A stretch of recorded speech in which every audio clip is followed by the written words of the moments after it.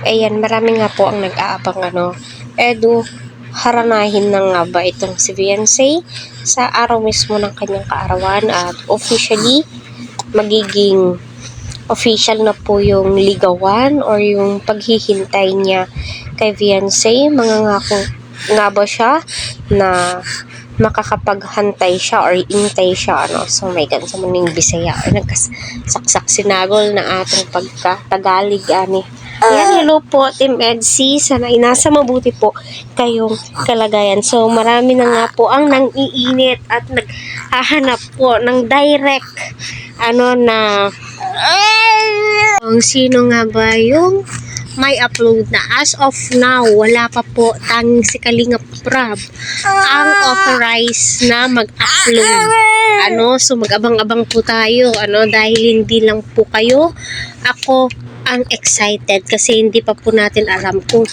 ano po yung kaganapan sa birth ni Beyonce, paano po yung venue niya, maganda ba.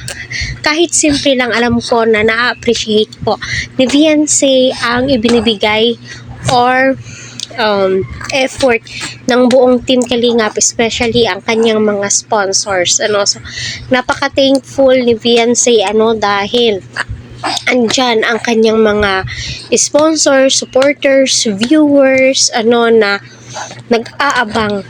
Kasi alam naman po natin lahat na may gown na po itong si Beyonce at naka-ready na nga po ito.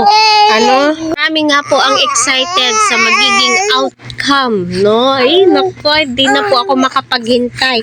Sa totoo lamang po, isa din po ako sa mga nag-aabang sa birthday ni Beyonce. Masaya po ako. Nag-aabang po ako sa speech ni Edu, birthday wish niya kay wifey.